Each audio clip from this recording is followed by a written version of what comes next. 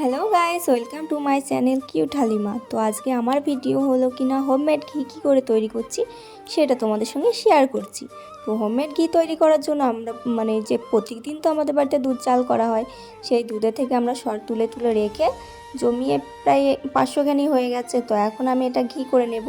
তো ঘি করার জন্য সরগুলোকে এরকম করে ভালো করে মাখতে হবে। মাখতে মাখতে একদম পুরো ক্রিমি করে ফেলতে হবে। তো তোমরা ভিডিওটা দেখতে থাকো, আশা করি তোমাদের ভালো লাগবে। পুরো ভিডিওটা কিন্তু দেখতে হবে, কোনো রকম স্কিপ করা যাবে না। দেখতে পাচ্ছ অনেকটা ক্রিমি ক্রিমি ভাব চলে এসছে।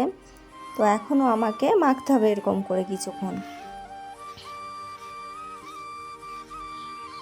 তো মাখতে মাখতে আমার ঠিক এরকম অবস্থায় চলে এসেছি, মাখন বা ননি যেটা বলি ওটা বার হয়ে চলে এসছে।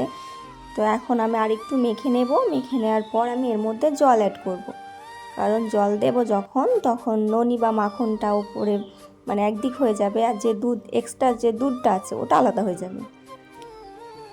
তো দেখতে পাচ্ছ এই হলুদ হলুদ দেখা যাচ্ছে, এটাই হলো মাখন। তো এখন আমি ভালো করে করে নেব, দুধটা আলাদা করে দেব এর মধ্যে থেকে। যে দুধ দুধ দেখা যাচ্ছে না, এটাও কিন্তু খাওয়া যায় ঘোল হিসাবে। তো এগুলো তো আমরা খাবো না, ফেলে দেব। তো ফেলে দেওয়ার পর আমি আরেকবার ধুয়ে নেব, আরেকবার জল দিয়ে আমি ভালো করে ধুয়ে নিচ্ছি।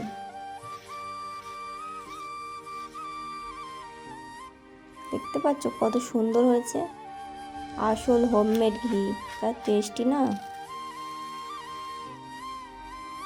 আমাদের বাড়ির খাঁটি দুধের ঘি।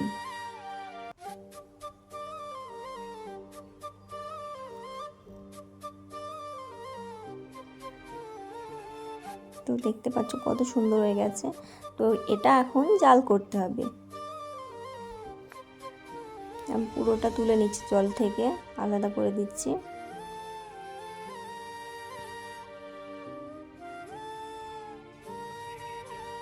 তো দেখছো কতটা মাখন হয়েছে। তো এখন আমি জাল করে নিচ্ছি।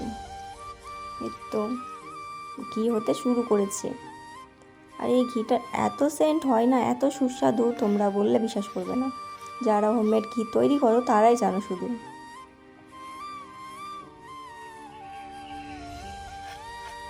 তো ফেনা ফেনা নিচ্ছে, পুরো ফেনাগুলো ওঠা বন্ধ হয়ে যাবে, আস্তে আস্তে কালার চেঞ্জ হয়ে যাবে, তোমরা দেখতে পাচ্ছ।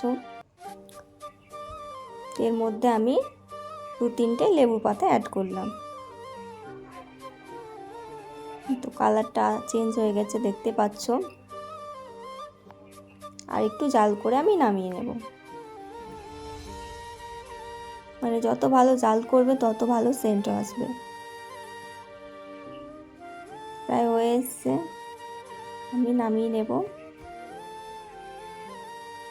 দেখতে পাচ্ছ কালারটা জাস্ট ওয়াও, কি সুন্দর হয়েছে তাই না। আমি কড়াই থেকে বাটিতে ট্রান্সফার করে নিচ্ছি। তো বাটি থেকে ঠান্ডা হয়ে গেলে আমি একটা কাঁচের জারের মধ্যে রেখে দেব। কাঁচের জারের মধ্যে রেখে আমি নর্মাল ফ্রিজে রাখবো, যাতে ভালো থাকে। এমনি নর্মাল রাখলেও কোনো অসুবিধা নেই।